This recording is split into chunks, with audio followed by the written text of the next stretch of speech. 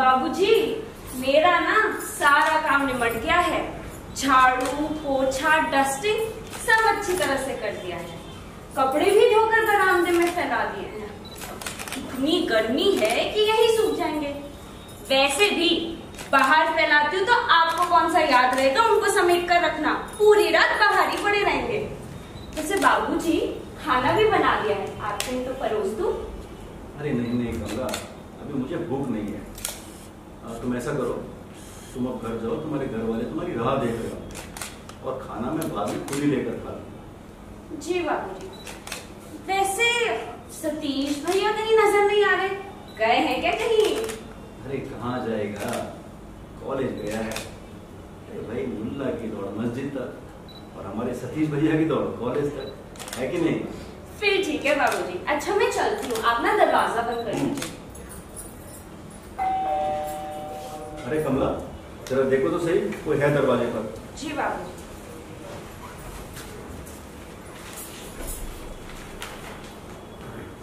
बाबूजी, वो कोई बेबी जी आई हैं, कामिनी नाम बता रही हैं और आपके लिए पूछ रही हैं। अरे कामिनी आई है? जी। जाओ जाओ, ऐसे करो, उन्हें अंदर ले आओ। जी बाबूजी। और सुनो, जाने से पहले चाय कॉफी का जरूर पूछ कर जाना। जी बाबूजी।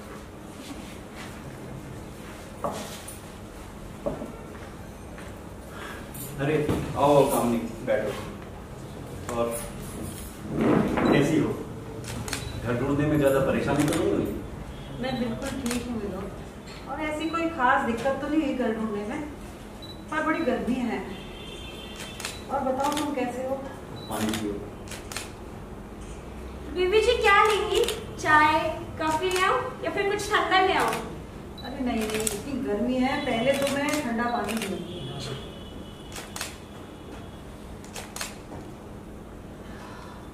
भाई जान में जान आ गई पानी पीकर।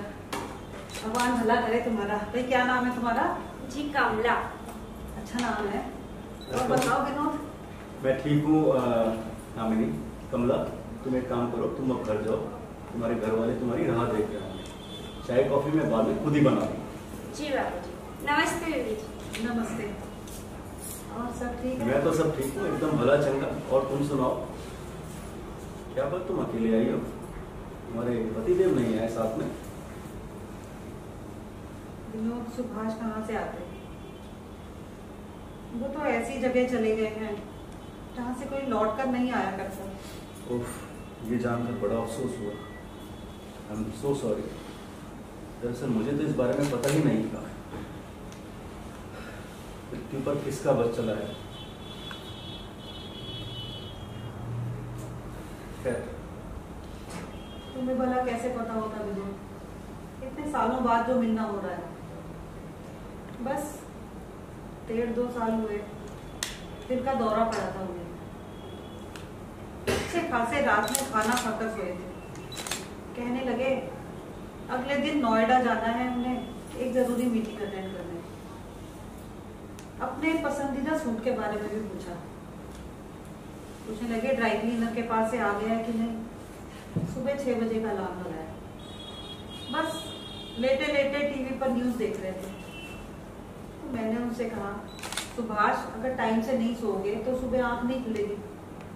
तो बोले बस थोड़ी देर हेडलाइंस देख लूं, अभी सोता हूँ। विनोद, सुबह जब मेरी आंख खुली अलार्म से, बिस्तर पे नजर ही आया।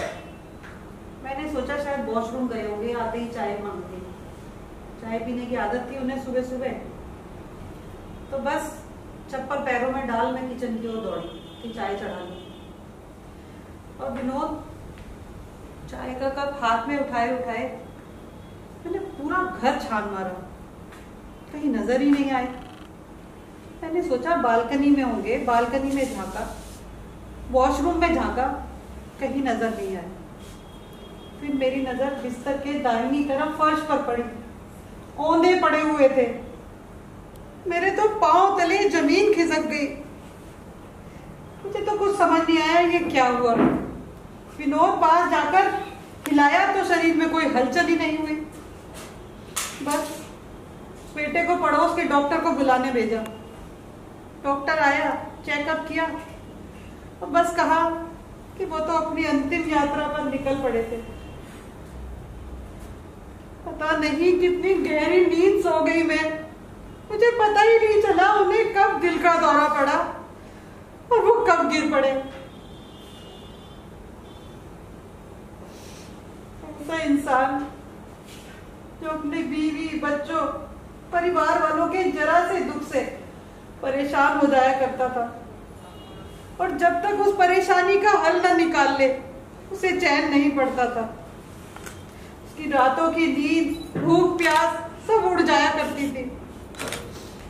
वो इंसान अचानक इस दुनिया से चला गया, इस तरह बिना किसी की नींद खराब किए।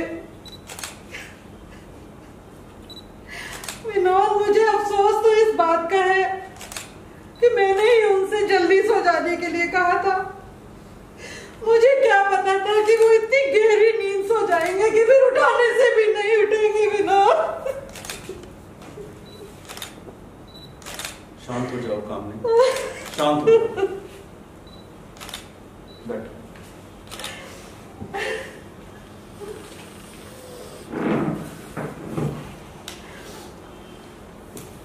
मौत पर किसका बस चला है भला? एक बार जिसका बुलावा आ गया उसे फिर कौन रोक सका? देखो कामनी, तुम संभालो अपने आप को और फिर बच्चों को भी तो संभालना है तुम्हें। वैसे बच्चे क्या कर रहे हैं आजकल? विनोद पढ़ लिख कर दोनों अपने अपने काम धंधे पे लगे हैं। बेटा एक प्राइवेट कंपनी में जॉब कर रहा है और बेटी डेंटिस्ट हो गई है। शादी हो गई है उसकी। दामाद भी मेरा डॉक्टर ही है। क्या बात है विनोद, घर में कोई नजर नहीं आ रहा, सब कहीं गए हैं क्या? घर में और कोई नहीं है कामनी। 2 बेटे हैं, दोनों की जॉब लग गई है। बड़ा बेटा पिथौरागढ़ में रहता है अपनी फैमिली के साथ और छोटा मुरादाबाद में। आते हैं कभी कभार मिलने। और मेरी पत्नी सुमन, वो तो उम्र के इस पड़ाव पर मुझे अकेला छोड़कर परलोक सिधार गई। एक एक्सीडेंट में छीन लिया सुमन को मुझसे। बस कुछ जान परिचित हैं, कट रही है किसी तरह जिंदगी। वैसे ज्यादातर समय तो ऑफिस में ही कट जाता है। खैर छोड़ो, इन सब की तो आदत सी हो गई है। बस विनोद, इन सब बातों पर ही तो इंसान का जोर नहीं चल पाता और वोनी को भला कौन टाल पाया है। तुम्हारी पत्नी के बारे में जानकर बड़ा अफसोस हुआ मुझे। वैसे विनोद काफी देर हो गई, अब मुझे चलना चाहिए। अरे बैठो तो सही कामनी, कम से कम चाय तो पीकर जाओ। सॉरी, मुझे तो याद ही नहीं रहा कि तुम्हें चाय में कॉफी पसंद हुआ करती है। अब तो चाय भी पसंद है विनोद। दरअसल सुभाष को अदरक वाली चाय बहुत पसंद हुआ करती थी। उनके लिए बनाते बनाते खुद भी कप पीने लगी, पता ही नहीं चला। पर आज नहीं, फिर किसी और दिन। दरअसल मैंने सोचा था यहाँ से लौटते समय बाजार का कुछ काम निपटा लूंगी, तो अभी तो देर हो रही है। पर आज की चाय उधार रही, किसी ना किसी दिन तो जरूर पीऊंगी। तो अभी बस एक गिलास पानी पिलवा दो। अरे कामनी, मैं जल्दी से शरबत बना रहा हूँ। और बल्कि कमला खाना बनाकर गई है, राजमा चावल बनाए, क्यों ना खाना ही खा लो तुम। अरे शरबत खाना छोड़ो, और शरबत कौन बनाएगा? काम वाली तो चली गई तुम्हारी, और तुम्हें कहाँ आता होगा शरबत बनाना, छोड़ोगे। और ये राजमा चावल तो बिल्कुल नहीं खा पाऊंगी। घर से निकलते वक्त ही खाना खाया था मैंने, तो खाना वाना छोड़ो, बस पानी पिला दो। अरे कामनी, ऐसी बात नहीं है। अरे भाई, कुछ चीजें तो आती हैं मुझे बनानी। तुम तो मुझे अंडर एस्टिमेट कर रही हो। तुम एक काम करो, 5 मिनट रुको, मैं जल्दी से नींबू पानी बना कर लाऊं। चलो इतना जोर दे रहे हो तो जल्दी बनाना, मुझे देर हो रही है। अरे मैं बस यूं गया और यूं आया।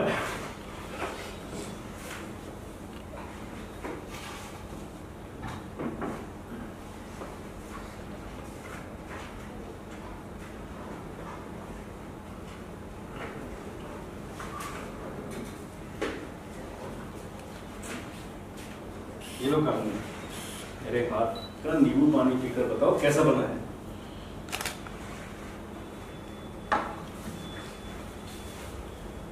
वाह विनोद, पास हो गए भाई, नींबू पानी का बहुत अच्छा बनाया है तुमने। अच्छा विनोद, अब चलूंगी, कभी फुर्सत हो तो आना तुम हमारी तरफ भी। हाँ बिल्कुल शामिल। अब देखो अपनी तबीयत का ख्याल रखो भाई। बिल्कुल बिल्कुल, ठीक है, फिर मिलते हैं, और तुम भी अपना ख्याल रखना। हाँ हाँ जरूर।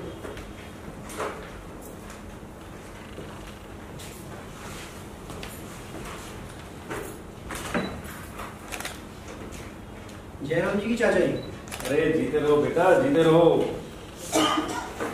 आज आने में बड़ी देर कर दी तुमने, क्या बात है? जी चाचा जी, बस हॉस्टल से आ रहा हूँ, सीधा कमरा मिल गया वहाँ। चाचा जी पानी पिएंगे? नहीं बेटा, पानी तुम पियो, मैंने अभी पिया था। चाचा जी एक बात बताइए, ये महिला कौन थी? अरे ये एक पुरानी परिचित है। क्या छोड़ो, तुम ये बताओ तुम्हारा काम बना या नहीं? हाँ चाचा जी, मुझे हॉस्टल में जो है कमरा मिल गया है, बस 2-4 दिन की बात है, मैं वहाँ शिफ्ट हो जाऊँगा। चाचा जी ये पास में रहती हुई तो नहीं लगती है मुझे। हाँ? अरे नहीं बेटा, पास में नहीं रहती है। हाँ। ये यहाँ से काफी दूर रहती है, बस यूं ही मिलने चली आएंगी। पर चाचा जी एक बात माननी पड़ेगी भाई, हमारे से तो कोई मिलने चले नहीं जाता है, आपसे इस उम्र में भी लोग यूं ही मिलने चले जाते हैं, कोई बात है आप यार। अरे बेटा, ये सब नियति की बातें हैं। हमारे संपर्क में जो लोग आते हैं, उनका हमारे संपर्क में आना किस्मत में लिखा होता है। वो किसी न किसी मकसद से, किसी न किसी वजह से हमारी जिंदगी में आते हैं, और एक बार मकसद पूरा हो गया तो किसी न किसी बहाने वापस चले जाते हैं। अब तुम ही देख लो। अरे बेटा, तुम भी तो जाने की बात कर ही रहे हो। अच्छा, आपने कहा की बात वो कहाँ ले जाए हैं? पर चाचा जी मैं तो दूर थोड़ी जा रहा हूँ, आपसे मिलता रहूँगा। पर चाचा जी मैंने सुना है कि आपने अपनी जवानी में बड़े बड़े गुण दिलाए बड़े ही दिल पे। और चाचा जी मैंने तो यही सुना है कि लड़की ने आपके लिए जान तक दिलानी थी। वैसे तो मैं इन सब बातों में इतना विश्वास नहीं करता, लेकिन कान तक मैं कच्चा भी थोड़ी हुआ क्या था, मैं ना सारी बात आपसे जानना चाहता हूँ। देखो चाचा जी, बिना चिंगारी के धुआं नहीं उठता है, ये ध्यान रखना। अरे बेटा, मेरे खिलाफ किसने कान भर दिए तुम्हारे? ना ना ना चाचा जी, कान किसी ने ना भरे। घर में एक दिन बातें हो रही थी, तब अम्मा ने बुलाया था मुझे। अरे तुम भी क्या बेकार की बातें ले बैठे। अरे बात सुनो, कमला खाना बना कर गई है, और बल्कि तुम्हारे मनपसंद राजमा चावल बनाए हैं। आज तो पूछ भी रही थी तुम्हारे लिए। तुम ऐसा करो, हाथ मुंह धो लो और खाना परोसो। चाचा जी राजमा की खुशबू तो मुझे घर में घुसते ही आ गई थी, लेकिन क्या है ना, मैंने ना हॉस्टल के पास में समोसे खा लिए थे। एक समोसे वाला बैठता है हॉस्टल के बिल्कुल बराबर में, बड़े ज़बरदस्त समोसे बनाता है भाई वो। मैंने 3 समोसे खा लिए। कभी आपको लेके जाऊँगा ना तो ज़रूर खिलाऊंगा। फिलहाल मुझे भूख नहीं है ना। और एक कमला मुझे क्यों पूछ रही थी, इसे क्या काम हो सकता है? खैर छोड़ो, चाचा जी आपको भी तो भूख लगी होगी ना, आप खाना खा लो, मैं आपके लिए परोस देता हूँ। अरे नहीं नहीं बेटा, मुझे अभी भूख नहीं है। अच्छा, अभी तो मैंने नींबू पानी पिया है। वैसे चाचा जी आपने बताया नहीं, उस बात में कितनी सच्चाई है जो दादी अम्मा ने बताई थी हमें? क्या बताऊँ बेटा, बात बताओ। आज भी जब इस बारे में सोचता हूँ तो अपने आप को माफ नहीं कर पाता।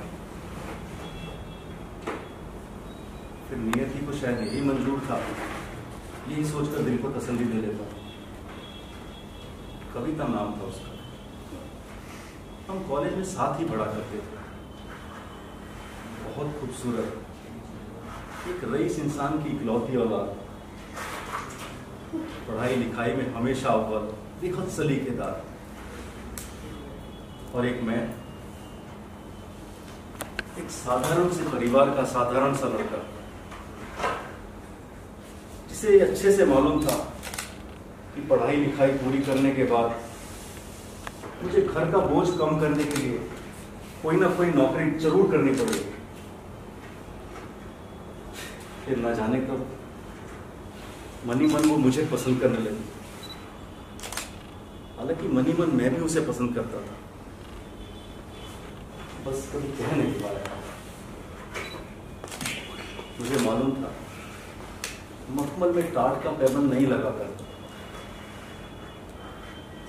मैंने जैसे ही ग्रेजुएशन पूरी की, माँ पिताजी ने तुम्हारी चाची से मेरा रिश्ता तय कर दिया। उन्हें मुंह मांगा दहेज जो मिल रहा था, और मुझे मेरे ससुर की सिफारिश से एक सरकारी नौकरी। भाई उस जमाने में लड़का लड़की की पसंद को कौन पूछता? बहुत हो गया, फोटो दिखा दी जाती थी, और हद से हद लड़का लड़की को मिलाने की रस्म पूरी कर दी जाती। बाकी सारी बातें तो बड़े ही तय किया करते।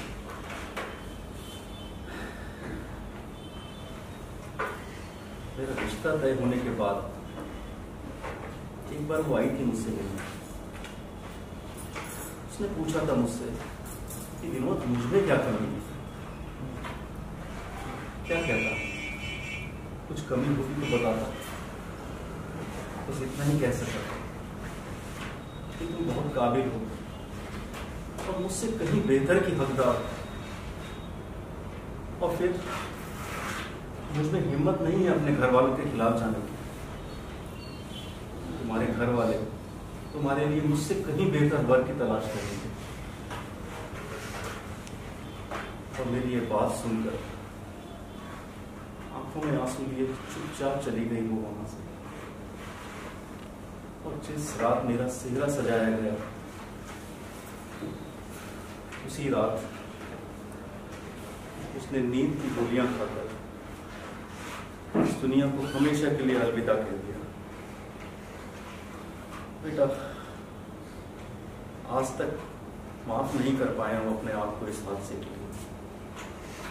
आज भी अक्सर सपने में आकर वो मुझसे पूछती है कि विनोद, तुमने कभी बताया ही नहीं कि एक्चुअली मुझमें क्या कमी थी। और चाचा जी, मैं तो सोचता था कि आप कितने हंसते खेलते रहते हैं, लेकिन आपके दिल की गहराइयों में इतना गहरा राज दफन है, ये तो मुझे आज पता चला। मैं तो सोचता था चाचा जी कि लोगों की तो आदत खराब है, ऐसे ही बातें बनाते रहते हैं। तिल का ताड़ बात का बतंगड़ बनाने की आदत होती है उनकी। तो चाचा जी एक बात बताइए, चाची जी और आपके प्यार के किस्से भी तो पूरे मोहल्ले में मशहूर है, और खानदान में तो ये तक कहते हैं कि आपको कभी लड़ते झगड़ते गिला शिकवा करते तो कभी देखा ही नहीं है। वो कैसे? सही कहते हो बेटा। दरअसल मैंने कसम खाई थी उसी लड़की की कि जिसने मेरे लिए दुनिया छोड़ दी, कि उसे तो मैं कुछ ना दे सका। पर ये लड़की जो अपना सब कुछ छोड़कर, अपना घर बार, अपने माँ बाप, अपने भाई बहन छोड़कर मेरे भरोसे इस घर में आई है, कम से कम उसे तो मैं वो सब दूं जिसकी वो हकदार है। बेटा, तुम्हारी चाची का दिल दुखाने की तो मैं कभी सोच भी नहीं सकता था। और तुम्हें मालूम है, यदि तुम्हारी चाची किसी बात पे नाराज भी हो जाया करती थी तो मैं ही सारे जतन करके उसे मना लिया करता था। बस पिछले बरस वो भी मुझसे कुछ ऐसी रूठी कि मुझे हमेशा के लिए अकेला छोड़कर वो भी चली गई कविता के पास। जी चाचा जी, बहुत बुरा एक्सीडेंट हुआ था वो। मैं तो यहाँ उस वक्त था भी नहीं, माँ ने मुझे बताया था फ़ोन पर सारी बात क्या थी उस दिन की मैं नहीं जानता। क्या मुझे एक बार बताएंगे आप? तो तुम्हारी चाची को हमेशा से आदत थी रोज गाय और कुत्ते को रोटी खिलाया करती, और उस रोज भी गेट के बाहर गाय को रोटी खिला रही थी, और पड़ोस का ही एक आदमी अपने बेटे को गाड़ी चलाना सिखा रहा। न जाने कैसे उनसे गाड़ी बैलेंस ही नहीं हुई, और बस ये हादसा हो गया। और जब तक तुम्हारी चाची को हॉस्पिटल लेकर जाते, वो रास्ते में ही दम तोड़ चुकी। देखो बेटा, मैं तो फिर भी तुम्हें यही कहूँगा कि तुम यहीं रुक जाओ, पर तुम्हें ऐसा लगता है कि हॉस्टल जाना ही बेहतर है तो कैसा तुम प्लीज। चाचा जी एक बात बताइए, आपने उन पे केस क्यों नहीं किया? अरे बेटा, पुलिस तो आई थी तहकीकात करने और अखबार में भी खबर छपी थी, तो उस लड़के को सजा हो भी जाती तो तुम्हारी चाची तो वापस आने से नहीं रही थी। बस शायद किस्मत को यही मंजूर था या उसका समय पूरा हो गया, और क्या कह सकते। हाँ चाचा जी, अब तो यही कहा जा सकता है। हालांकि दोनों बाप बेटे आए थे बेटा मेरे पास, बेहद शर्मिंदा थे और हॉस्पिटल भी वही लोग लेकर गए। खैर छोड़ो इन बातों को, मैं तो फिर यही कहूँगा कि बेटा मेरे पास ही रुक जाओ, और तुम्हें लगता है कि हॉस्टल बेहतर है तो जैसी तुम्हारी इच्छा है। देखिए चाचा जी, मैं तो आपके पास ही रहना चाहता हूँ, लेकिन क्या करूँ, यहाँ से कॉलेज दूर पड़ता है। अब देखिए ना, हॉस्टल के कॉलेज बिल्कुल नज़दीक में है और लाइब्रेरी तो बिल्कुल पास में है, मेरा आने जाने का वक्त बचेगा। और फिर चाचा जी मैं कहीं दूर थोड़े ना जा रहा हूँ, आप ही के शहर में हूँ, हर सैटरडे संडे आपसे मिलने आता रहूँगा, और आपके सिवा मेरे इस दुनिया में है ही कोई। ठीक है बेटा। अच्छा चाचा जी, आपने वो मोहतरमा के बारे में नहीं बताया जो भी कुछ देर पहले आई थी? अरे एक बार बताओ, तुम सब कुछ मेरे बारे में ही पूछते रहोगे या अपने बारे में भी कुछ बताओगे? चाचा जी खुली किताब हो। भाभी बता रही थी कि गांव में बड़ा मटक्का चल रहा था तुम्हारा। बरखुरदार, एक चीज ध्यान रखो, मेरा गांव भले ही आना जाना ना होता हो, लेकिन फोन पे मैं तुम्हारी बराबर खैर खबर लेता रहता हूँ, समझे? जी। और सुनो जी। पड़ोस की हर लड़की को अपनी बहन समझना चाहिए। आई मेरी बात समझ में कुछ? जी चाचा जी समझ में आई। चल पानी पिलाओ जी, अब, चाचा। ये बात करते करते। ये आप पानी पीजिए। तुम बैठो यहाँ, तुम कहाँ चले? मैं बैठा हूँ, आप पानी पीजिए। मुझे पूरी बात बताओ, तुम्हारे वो नैन मटक्का का क्या किस्सा था? चाचा जी नैन मटक्का कौन सा नैन मटक्का? चाचा जी मैं कोई नैन मटक्का वटक्का नहीं कर रहा था। आपको तो पता है चाचा जी, गांव के लोग छोटी सोच होती है, लड़की से जरा सी बात कर लो नैन मटक्का बोल देते हैं। वैसे किरण नाम है उसका, हमारे पड़ोस में ही रहती है। तो चाचा जी बात क्या है ना, वो शहर में रहा करती थी अपने माता पिता के पास। अब वहाँ पे ना कुछ आवारा लड़के उसको परेशान करते थे, तो उसके माता पिता ने शिकायत कर दी।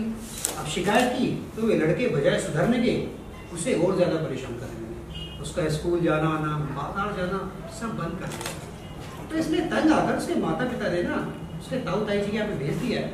तो अपने पड़ोस में रहती है, कभी कभी अपने घर आ जाती है। वो क्या है ना, अपनी रानी है ना रानी, उससे उसकी दोस्ती हो गई है, तो घर आती जाती है, मैं हाय हेलो कर लेता हूँ, दुआ सलाम करके हाल चाल पूछ लेता हूँ, बस इतना सही है चाचा जी। अब माँ तो ना इस बात को नैन मटक्का बना दिया आपके सामने है चाचा जी। और रही बात कॉलेज की, आप मुझे बताइए हमारे गांव में कितने कॉलेज हैं? स्कूल पूरा करने के बाद तो मुझे आपके पास ही आना था।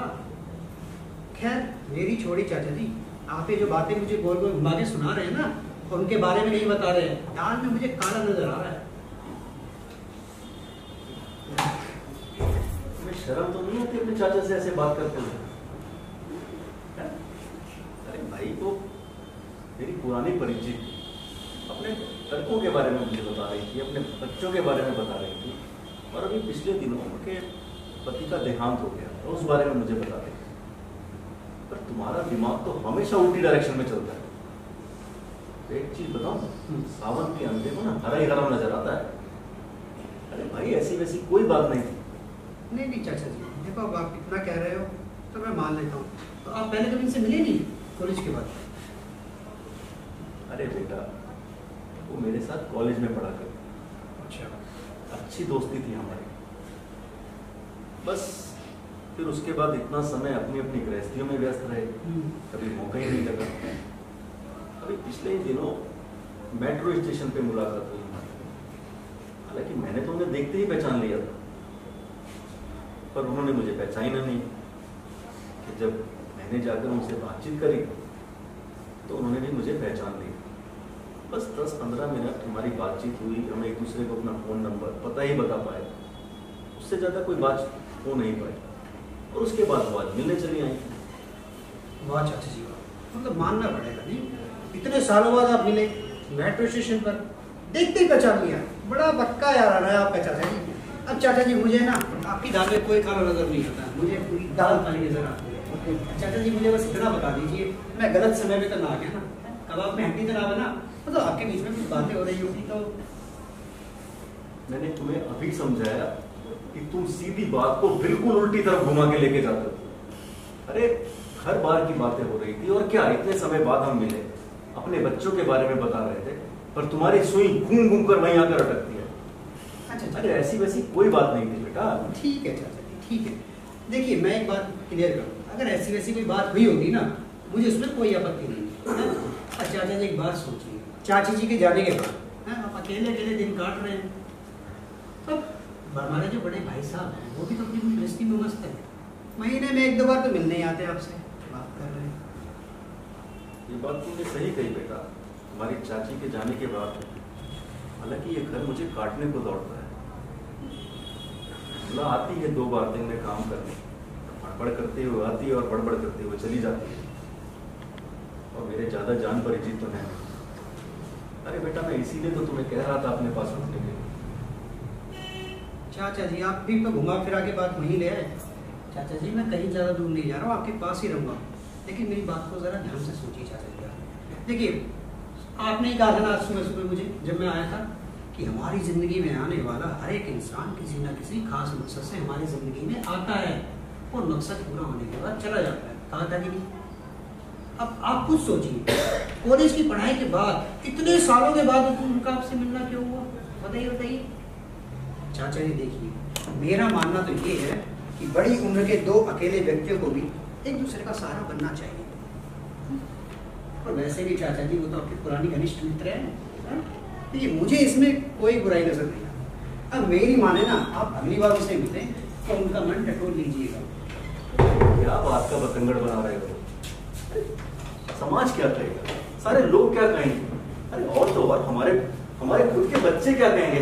उन्हें लगेगा कि बाप को भी इस उम्र में आशिकी सूझ रही है।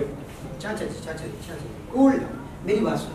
देखिए समाज का क्या है, लोग की आदत होती है बातें बनाने की, 2-4 दिन बातें करेंगे लोग, फिर अपने अपने कामों में निकल पड़ेंगे। हाँ समस्या है बड़े भाई साहब की, उनका मैं बात कर लूंगा। अरे भाई तुम क्यों रायता फैलाने में लगे हुए हो? अरे भाभी ने मुझे कहा था तुम्हें समझाने के लिए, और तुम हो कि मुझे उल्टी पट्टी पढ़ा रहे हो। अरे अब इस उम्र में क्यों उल्टी गंगा बहाना चाहते हो तुम? अरे चाचा जी कैसे समझाऊं आपको, चलिए ठीक है आपकी मर्जी। अरे आपको नहीं करनी ना उनसे बात मत कीजिएगा।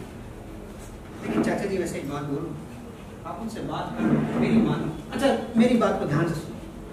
अभी उनके बच्चे हैं, कल को जब वो बच्चों की शादी करेंगे, बच्चे अपनी अपनी गृहस्थी में रह जाएंगे, अकेली पड़ जाएंगी, अकेले दिन काटना भारी होगा उनको, अकेलापन काटेगा, लेकिन कहेंगी नहीं, समझे? इसीलिए कह रहा हूँ कि आप उनसे जब मिले तो बात कर लीजिएगा, बाकी आपकी मर्जी है, ठीक है? लेकिन चाचा जी उनसे बात जरूर कर लीजिए।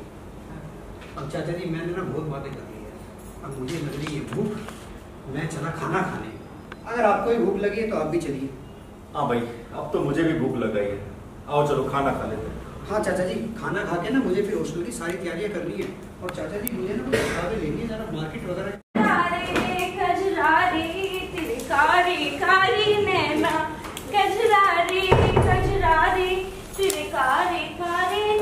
अरे भैया जी मस्जिद से वापस आ गए क्या?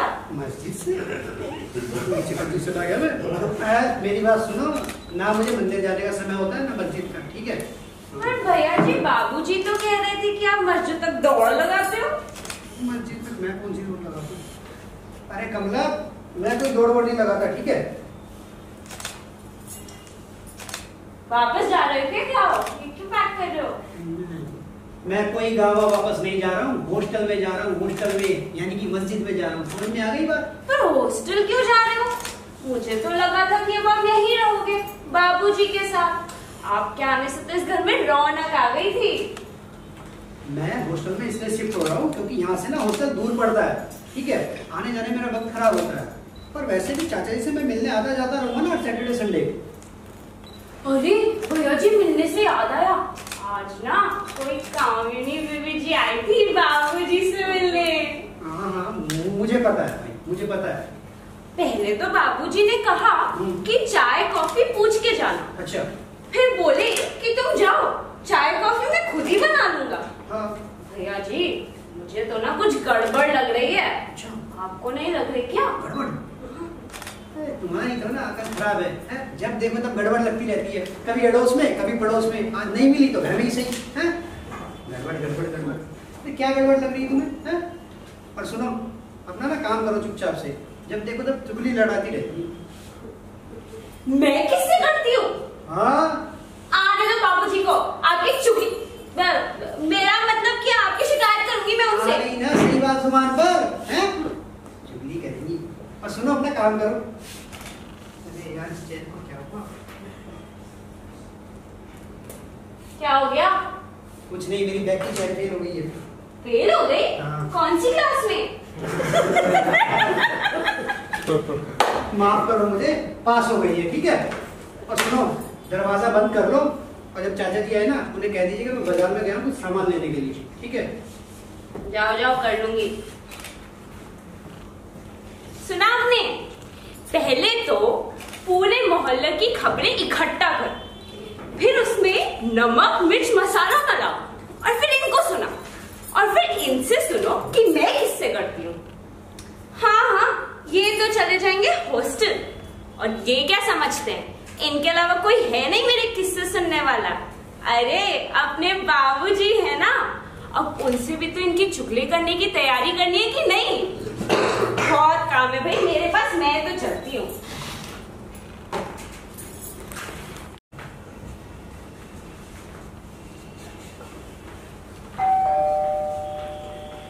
अरे ये कौन आ गया?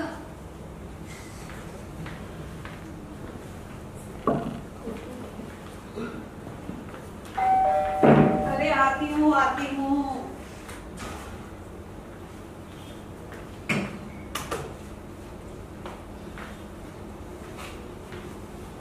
अरे विनोद, आओ आओ। अरे भाई, आखिर फुर्सत मिली गई तुम्हें इतने दिनों बाद। अरे ऐसा नहीं है काम नहीं भाई, इतना भी बिजी नहीं रहता हूँ।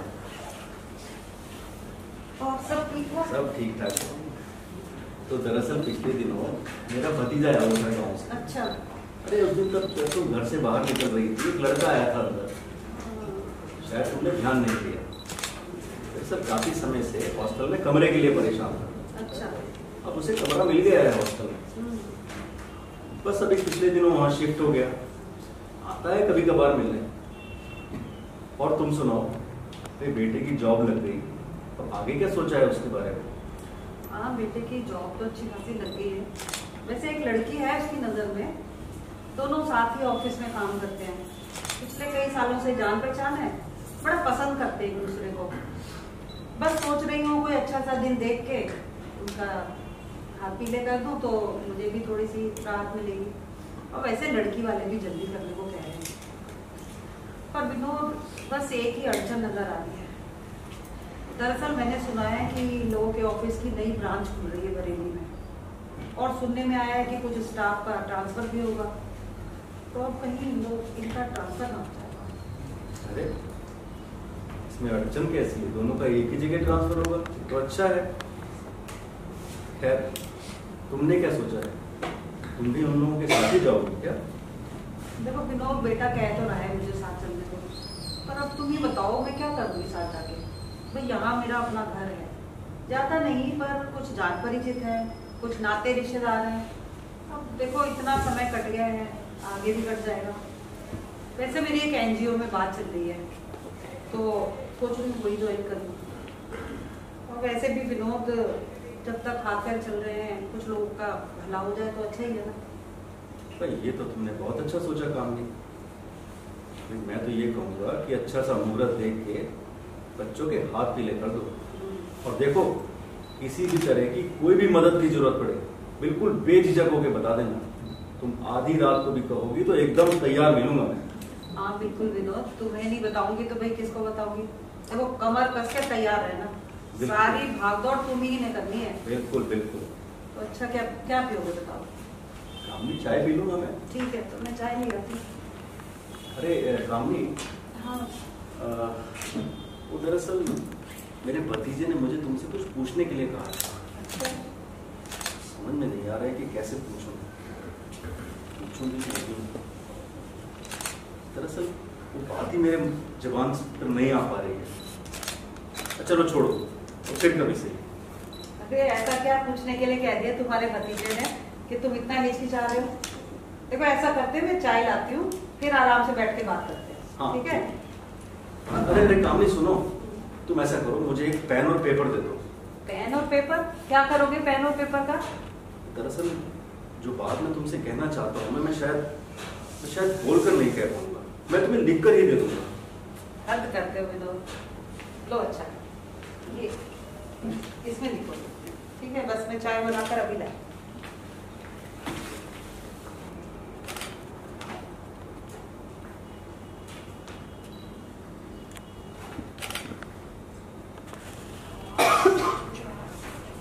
लो विनोद, तुम चाय पियो। लाओ खाओ, क्या लिख रहा है तुमने पेपर पे?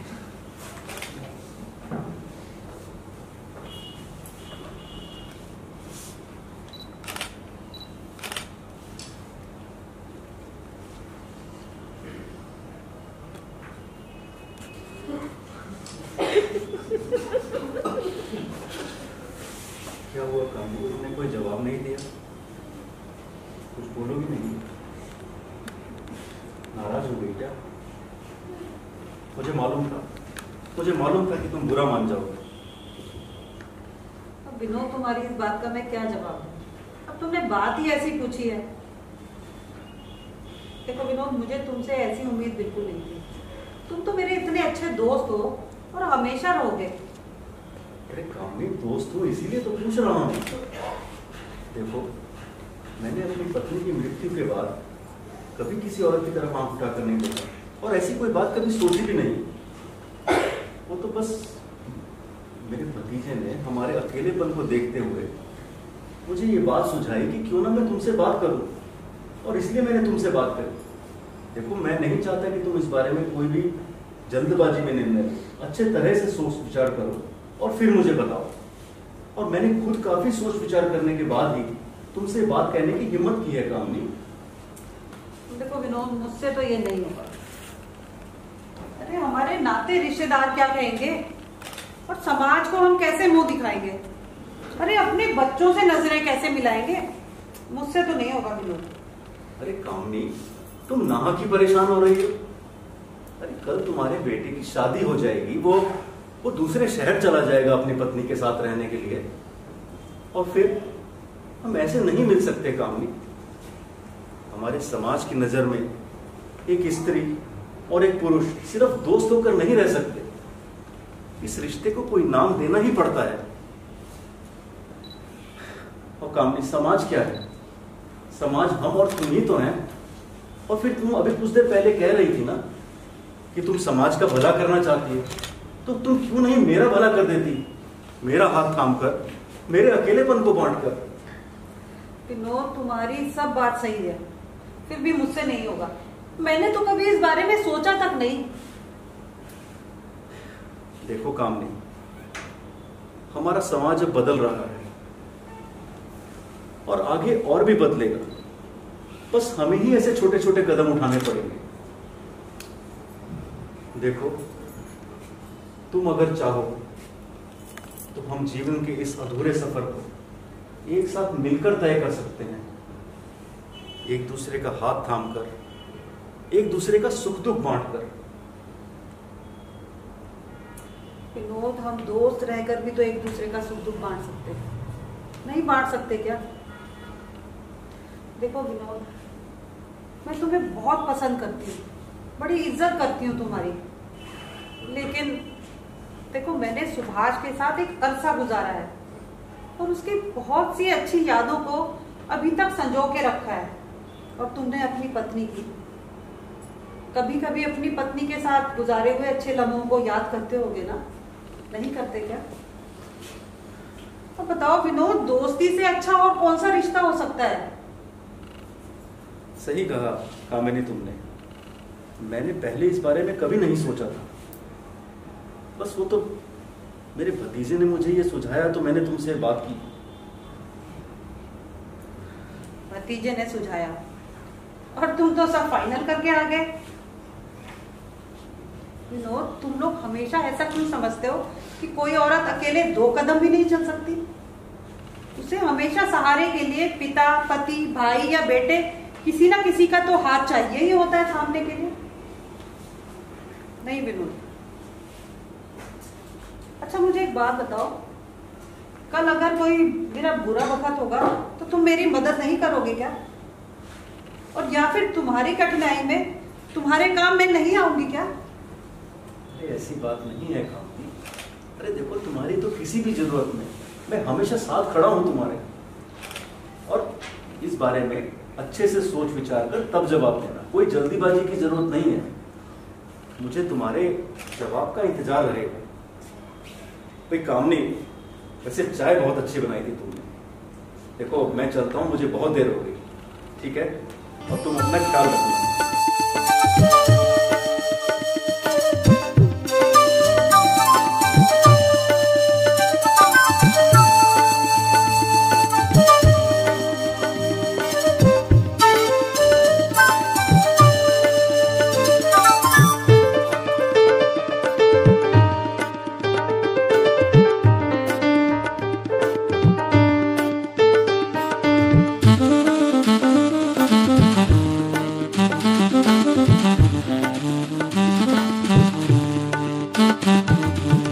जिंदगी का सफर अभी बाकी है। जिंदगी का सफर अभी बाकी है। शाम हुई है सहर अभी बाकी है। जिंदगी का सफर अभी बाकी है। शाम हुई है सहर अभी बाकी है। जिंदगी का सफर अभी बाकी